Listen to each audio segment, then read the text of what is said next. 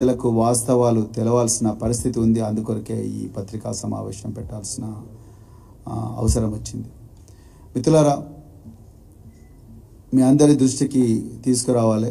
నేను మా కొల్లాపూర్ ఎక్స్ఎమ్మెల్యే బీరం హర్షవర్ధన్ రెడ్డి గారు, మాజీ విప్ గువ్వల బాలరాజ్ గారు, అదేవిధంగా మర్రి జనార్దన్ రెడ్డి గారు, మాజీ నాగర్ కర్నూలు శాసనసభ్యులు, మేము నలుగురం గౌరవ డీజీపీ తెలంగాణ రవి గుప్తా గారిని ఒక డీటెయిల్డ్ రిప్రజెంటేషన్ తీసుకొని వారిని కలవడం జరిగింది.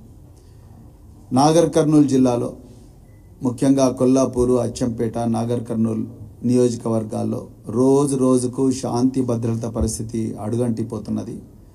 మంత్రి జూపల్లి కృష్ణారావు గారు అండగా ఉన్నారని బలంతో, ధైర్యంతో అక్కడ కాంగ్రెస్ గూండాలు, అల్లరి ముక్కలు రోజు రోజుకు పెట్టరేగిపోతున్నారు. వాళ్ళ వల్ల ఈ ప్రాంతం అంతా కూడా ఒకప్పుడు రాయలసీమ ఏ విధంగా అయితే ఫ్యాక్షన్ జోన్గా ఉండనో ఆ విధంగా కొల్లాపూరు ప్రాంతం, అచ్చంపేట ప్రాంతం, నాగర్ కర్నూలు ప్రాంతం ఇదంతా కూడా మళ్ళీ ఫ్యాక్షన్ జోన్గా మారే ప్రమాదం ఉన్నది అని చెప్పి మరి డీజీపీ గారికి మేము నలుగురం పోయి ప్రత్యేకంగా రిప్రజెంటేషన్ కూడా ఇవ్వడం జరిగింది.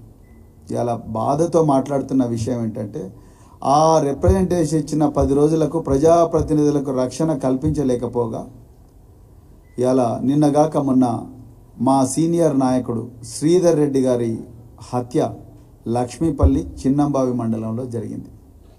దీన్ని ఎట్లా అర్థం చేసుకోవాలి? ఇంకా సిగ్గుపడాల్సిన విషయం. ఈరోజు ఎందుకు ఈ మాట చెప్తున్నా అంటే, ముఖ్యమంత్రి సాక్షాత్తు హోంమంత్రి ఈ రాష్ట్రానికి, ఒక ముఖ్యమంత్రి హోంమంత్రిగా ఉన్నప్పుడు శాంతి భద్రతలు ఏ విధంగా ఉంటాయి? ఒక్క క్రైమ్ జరిగిన వెంటనే 24 గంటలు నిందితుని పట్టుకోగలగాలి, లేకపోతే వాడి కోసం ప్రత్యేక బృందాలు మొత్తం 4 దిశలా పోవాలి, పోయి పట్టుకురావాలి, కనీసం ఇంటరాగేషన్ అన్న స్టార్ట్ కావాలి.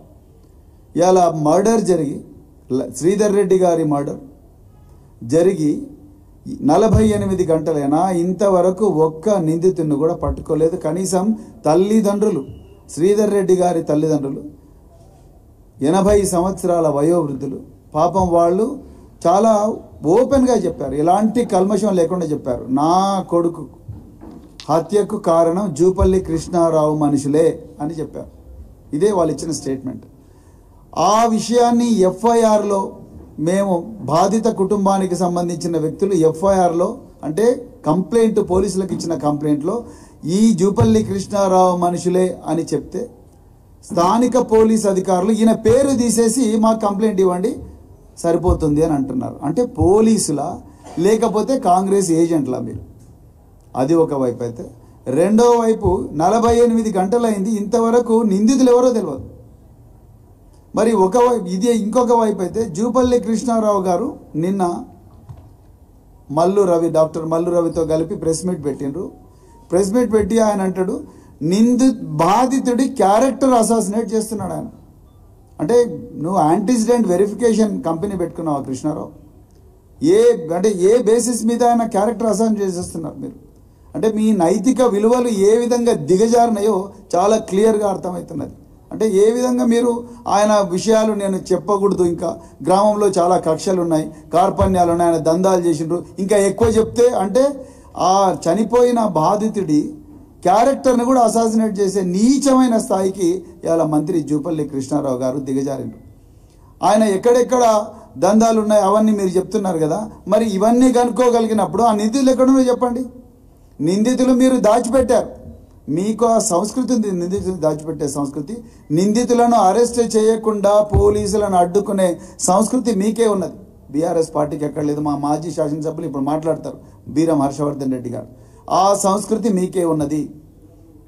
మేము చాలా క్లియర్గా డీజీపీ గారికి చెప్పినాం, సార్ ఈ ఏరియాలో ఫ్యాక్షన్ సంస్కృతి జూపల్లి కృష్ణారావు గారు మంత్రి అయిన తర్వాత పెద్ద ఎత్తున 4 పడగలు విస్తరిస్తున్నది, దయచేసి దీన్ని కట్టడి చేయాలా అని చెప్పడం జరిగింది.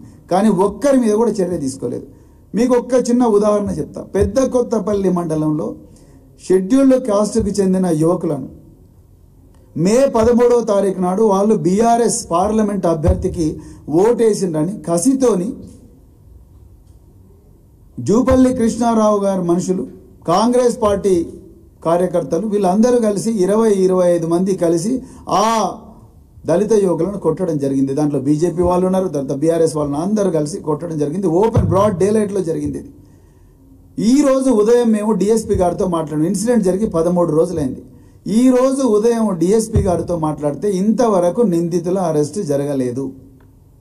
SC/ST prevention of atrocities act 307 attempt to murder వాళ్ళందరికీ ఫ్రాక్చర్లు అయి నాగర్ కర్నూల్ గవర్నమెంట్ జనరల్ హాస్పిటల్లో ట్రీట్మెంట్ తీసుకుంటున్నారు. వాళ్ళు ఇంతవరకు కూడా నిందితులు దొరకలేదు. ఇప్పుడు పోలీసు వాళ్ళు అంటారు సార్ ఊర్లో శాంతి పద్ధతులు బాగుండాలంటే కాంప్రమైజ్ చేయించాలని మాట్లాడుతున్నారు. అంటే ఇదేనా రేవంత్ రెడ్డి గారు మీరు హోంమంత్రిగా ఉండి మీ పోలీసులకు నేర్పింది? జూపల్లి కృష్ణారావు గారు మీరు ఎక్సైజ్ శాఖ మంత్రిగా ఉండి మీరు ఇదేనా మరి జిల్లా ఇన్ఛార్జ్ మంత్రిగా ఉండి మీరు ఇదేనా మీ దగ్గర పనిచేస్తున్న పోలీసులకు మీ కార్యకర్తలకు అక్కడున్న వాళ్ళందరికీ కూడా అధికారులకు చెప్తున్నది? ఇంతవరకు కూడా అక్యూజ్ అరెస్ట్ కాలేదు. వాళ్ళు ఓపెన్గా తిరుగుతున్నారు. బాధితులు రోజు మాకు కాల్ చేస్తున్నారు, మాకు భయంగా ఉన్నది, ఎట్లా బతకాలి అని చెప్పేసి. ఒక్కటి కాదు, రెండు కాదు, ఎన్నో మరి సంఘటనలో పోలీసులు మా కార్యకర్తలు బాధితులైనప్పుడు కూడా మేమిచ్చిన కంప్లైంట్ తీసుకోకుండా వాళ్ళు ఇచ్చిన కంప్లైంట్ తీసుకొని బెయిల్ రాని సెక్షన్లన్నిటి కూడా మా కార్యకర్తల మీద